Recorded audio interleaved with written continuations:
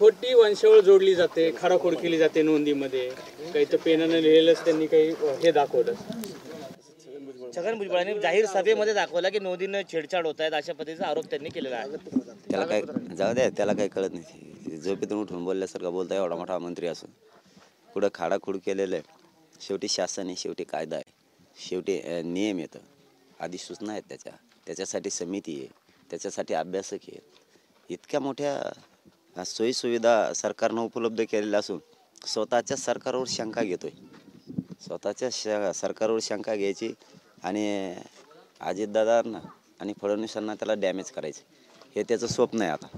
म्हणजे एकूण अशी शक्यता दिसते ती की याला असले काहीतरी सरकारवर आरोप करायचे आणि या दोन लोकांना डॅमेज करायचं. कारण अजितदादांना डॅमेज केलं म्हणजे त्याचं भागत आहे आणि यांच्याविषयी पण आरोप करायचे फडणवीस साहेबांबद्दल आहे. त्याला ती सवय लागली. आम्हाला काय वाटत नाही त्याचं आता. पूर्वी वाटत होतं पण आता काय वाटत नाही, कारण जे सत्य आहे ते बाहेर पडले आणि सरकारनं ते एक स्टेटमेंट त्यांनी काल असं केलेलं आहे की न्हाव्यांनी मराठ्यांच्या दाढी कटिंग करू नयेत. त्यामुळे कसं बघतात, हजामती करू नयेत, त्यांना हजामत करून द्या. मग आता त्याचं काय माहिती आहे का, त्याचा विचार आहे. त्याला गोरगरीब मारले पाहिजेत, उपाशी मेले पाहिजेत, हे त्याचं स्वप्न आहे. मग ते त्याच्या जातीचे असो नाही तर ते मराठ्यांचे असो, एखाद्याचं वेगळे विचार असतील आणि शेवटी विचाराला कोणी काय करू शकत नाही. जसं तो 12 बलुतेदारांना ओबीसी आरक्षण खाऊ देत नाही, 12 बलुतेदारांना जाऊन विचारा एकदा, त्यांना ते खाऊ देत नाहीत आरक्षण. आणि आता व्यवसाय करतात तर त्याला व्यवसाय करू द्यायचा नाही, त्याला म्हणजे सगळे उपाशी मेले पाहिजेत ओबीसी बांधव, असं स्वप्न आहे त्याचं. आणि मराठ्यांच्या आरक्षणाला विरोध करायचा आणि ओबीसीचं आरक्षण पण घालून टाकायचं, असं त्याचं स्वप्न. त्यामुळे त्याच्याकडे काय लक्ष आम्ही देत नाहीत आता. कारण गोरगरीब ओबीसी बांधवांना 7 मराठाच देणार आहे. तो किती म्हणला तरी फक्त ओबीसी बांधवांना विनंती, इथून पुढं तरी आता शहाणे व्हा. तो किती तुम्हाला संपवायला निघालाय, त्याला बळ देऊन विनाकारण तुमच्या घरात साप घेऊ नका तुम्ही. ते असं देखील म्हणाले, भटक्या विमुक्त ओबीसीवर झालेल्या अन्यायाचा प्रतिकार करण्यासाठी सभा आहे.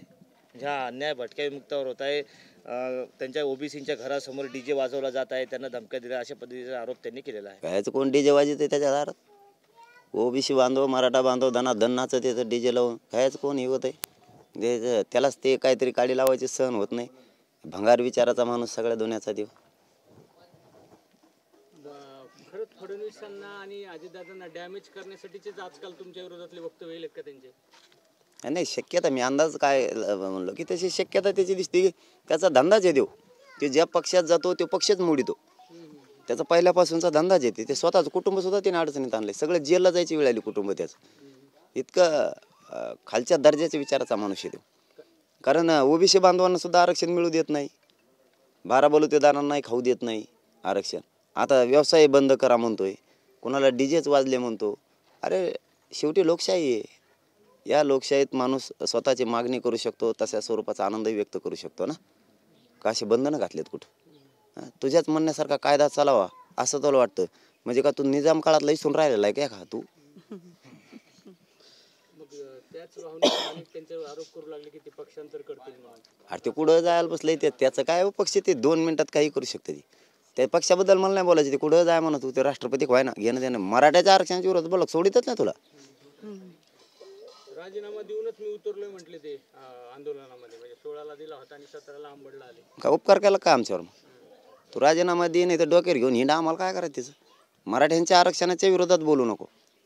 तू राजीनामा दे, नाही तर नको देऊ, नाही तर तिकडंच मिरक होडं समुद्रात तिकडे हिंड. आम्हाला काय देणं घेणं नाही. मराठ्यांच्या आरक्षणाच्या विरोधात तू बोलू नको. संजय राऊत असं म्हटले की जे भुजबळांनी राजीनामा दिला त्याबाबत, मी राजीनामा देण्याचं नाटक करतो, तुम्ही न घेण्याचं नाटक करा, असं सुरू आहे, असं संजय राऊत म्हणतात. ते लयच विचित्र आहे होते यावलेच. लय विचित्र आहे. त्यांनी सगळे पक्ष मोडलेले आहेत आतापर्यंत. मागचं दुःख कोणी विसरू शकत नाही. बाकीच्या मागच्या पक्षांना माहिती आहे ना हे हो कसा आहे म्हणून. आता ज्या पक्षानं त्याला आता मोठं केलं होतं तो बी पक्ष मोडीला देईल. आता ज्यांचे ते सरकार बी मोडून टाकीन ती सगळं, असं करून करून करून. आणि सरकारलाच विनंती आहे, तुम्हाला त्याची जितकीच गरज आहे ना, मराठ्यांची सुद्धा असू द्या. म्हणून या काल झालेल्या राजपत्रित अध्यादेशाचं अधिसूचनेचं अंमलबजावणी तुम्ही लवकर करा. शिवशाहीतून काल भुजबळांनी टीका केली. ते म्हणाले दिल के लिए दिल है, हम दुश्मन के लिए तलवार है. याचं गाचपाणी आहे. चालू काय ते दुकान टाकतो का म्हणा एखादं, म्हणजे तुला 3-3 रुपये तरी देतात लोक म्हणलं की असं. काल प्रकाश आंबेडकर सभेच्या ठिकाणी म्हणजे प्रकाश शेंडगे यांच्या सोबत होते.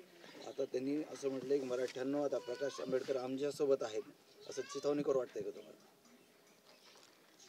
त्याच्यात काय एवढं मोठेपण आहे त्यांना, ते सगळ्यांच्या सोबत आहेत. कारण ते जे महामानवानी घटना लिहिली त्यांचे ते वारसदार आहेत, वंशज आहेत. ते जनतेबरोबर कोणाबरोबर राहू शकतात, आमच्याबरोबर होते आहेत, त्यांच्याबरोबर राहतील. म्हणजे का बंधन आहेत का त्यांना कोणासोबत जायचं कोणासोबत नाही जायचं? तुम्ही अशा वाटण्या टाकता पहिल्यापासून, म्हणूनच तुमच्या संग लोक राहणार. तुमच्याकडे माणूस आला की तुम्ही लगेच म्हणता तो आमचा आहे. तुम्हाला वाटण्या टाकायचं कोणी सांगितलं? ते प्रत्येकाचे असते. शेवटी छत्रपती शिवरायांचे वंशज आहेत, जसे ते आमचे तसे सगळ्यांचे आहेत. तसेच यांना बंधन नाही आहे, कारण घटनाकारांचे वंशज आहेत. ते सगळ्यांचेच असू शकते, सगळ्या जनतेचे असू शकते. कोणाकडे गेले मग ते आमचेच आहेत. आमच्याकडे आले आम्ही म्हणलो तोंडातून शब्द आमचेच आहेत. तुमच्याकडे लगेच तुमचे वाटण्या टाकायची सवय तुम्हाला पहिल्यापासून. हा जो त्यांनी सांगितलंय की मराठ्यांची हजामत करू नये, धाडी करू नये, एक प्रकारे दोन समाजाचा कुठेतरी तेढ निर्माण होण्याचा हा प्रयत्न. काय म्हणजे तेढ निर्माण व्हायचा? नाही धाडी करू नये असं त्याचं म्हणणं असेल तर नाही जायचं मराठी, आम्ही आमच्या घरीच करू. काय त्याला एवढं उलट काय सोपं आहे? मरून दे म्हणा त्याला. उपाशी मारायचं दिसतंय तुला? मारे उपाशी गोरगरीब.